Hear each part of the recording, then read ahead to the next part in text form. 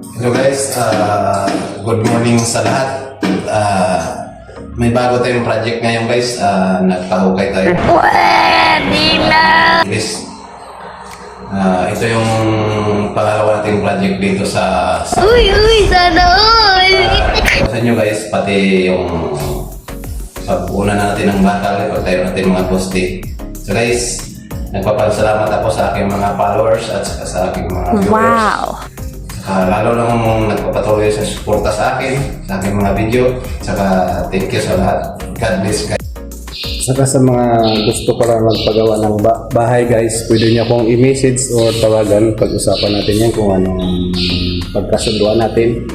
Pwede kontrata guys, huwag lang arawan. Kasi ang oras natin limited lang. Kaya kung gusto niyo magpagawa, i-message niyo ako. Tawagan niyo ako o messenger o thank you guys. Yan, salamat. Saka sa mga gusto magka-retrofit ng bahay guys, gusto nyo bawasan yung poste nyo, pwede nyo akong kontakin guys. Gawaan natin ang paraan yan. Pag-usapan natin yan kung paano. Sa mga gusto magpa-retrofit guys yung bawasan yung poste ng bahay, basta Wow! marami. Pwede na akong message sa aking messenger. Thank you. Yan guys, bago nating layout dito. Ayan guys, habang nagpahukay tayo guys, pagawa muna tayo ng mga estirap, parilya para sa pagposte guys. Ayan, mga baka. Guys, nagsalit tayo ng parilya din. Ating mga tao. Ayan guys, naghuhukay ang bako natin. Habang naghuhukay guys, upo sila ng mga parilya at saka poste.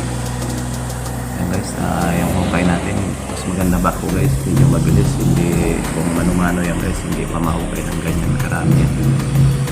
Ayan guys, tuloy tayong binibidyo natin. Ayan guys, ang lalim niya guys, 150, tapos 150 ang kudrado. Okay, tinatayo natin pansiyam na poste. Ayan, ang poste niyan guys. Kayong mga bata na nag-aaral, nakikita nyo kung gaano kahirap yung ginagawa ng inyong magulang. Dapat bigyan yung halaga kung gaano ka binibigyan kayo ng baon para sa inyong future. Dapat malang pahalagahan nyo yun. Nakikita nyo kung gaano kahirap yung ginagawa ng inyong mga magulang. Dapat magiging aral sa inyo yan. Alam nyo kung gaano kahirap yung maging construction guys. Ayan guys, nakikita nyo. Yan, papanoorin nyo guys. Dapat. Ayan guys, tatayo naman natin yung pang 10 na poste. Ayan. Hindi natin na simulan yung pag-upisa pagtayo guys. Ayan. Nakikita nyo guys kung gaano kahirap yung buhay construction. Dapat yung mga bata ngayon maging aral sa inyo yan. Kung gaano kahirap yung ginagawa niyo yung mga magulang, dapat bigyan yung halaga. Hindi kayo waldas, dapat suklian nyo man lang ang ginagawa ninyo, ginagawa ng magulang para sa inyong kinabukasan. Ayan, maging aral sa inyo yan guys. Kung gaano kahirap maghanap buhay para lang sa pamilya. Ayan guys. Tayo na natin yung pang 10 na poste. Yan guys, 12 na poste yan guys. Yan yung pang 11 guys na poste.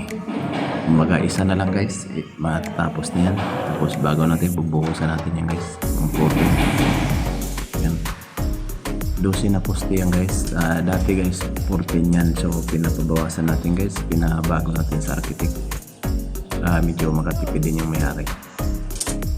Sa mga gustong magpagawa ng bahay, pwede niyo akong i-message sa messenger or Facebook natin guys. Pag-usapan natin yan kung anong usapan natin na pakyaw lang guys, wag lang arawan. Kasi yung oras natin guys, kailangan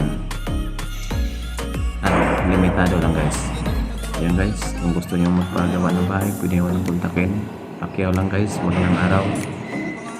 Ayan guys, sure at sigurado kayo guys, hindi kayo magsisisi. Ayan guys, pang 12 na poste itatayo natin. Ayan, kaya bukas yan guys, bubuhusan na natin yan. Mixer ang gamit natin guys sa buhos para siguradong quality at saka matibay.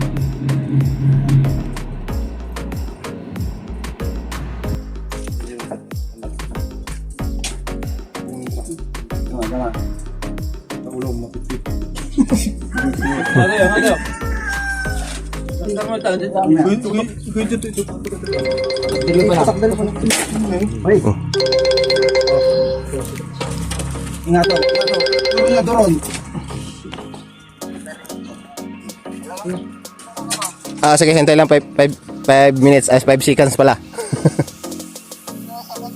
Sige pa.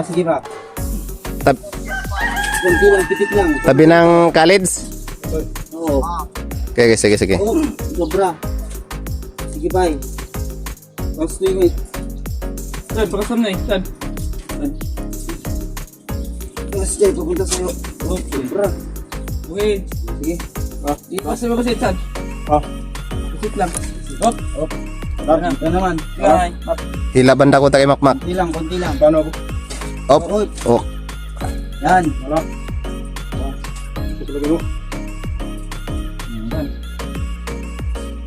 Taman maktak. Ano?